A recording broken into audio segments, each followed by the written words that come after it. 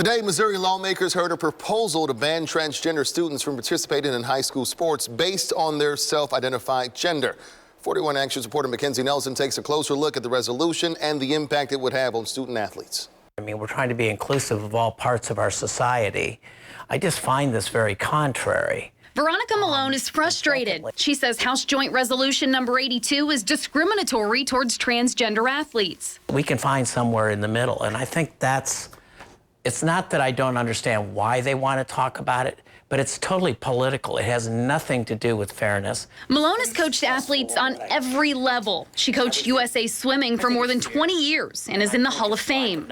Looking at the resolution, Malone feels it's in response to fear. People fear what they don't know and don't understand. The resolution filed by Missouri State Representative Robert Ross would require students to participate in sports based on the gender found on the student's birth certificate. Ross and other lawmakers say it's about fairness. Last month, Missouri Senator Cindy O'Laughlin filed a similar bill.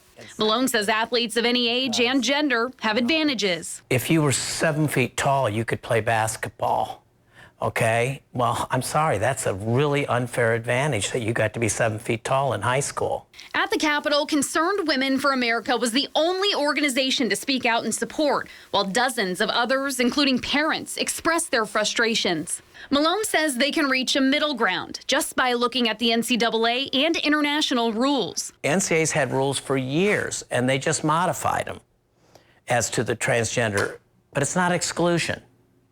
It's just you got to be legally a female. You got to be willing to be tested, and your test has to fall within these parameters. To move forward, the resolution has to be passed by the House and the Senate. Then voters would see it on the ballot this fall. This kind of decision should be about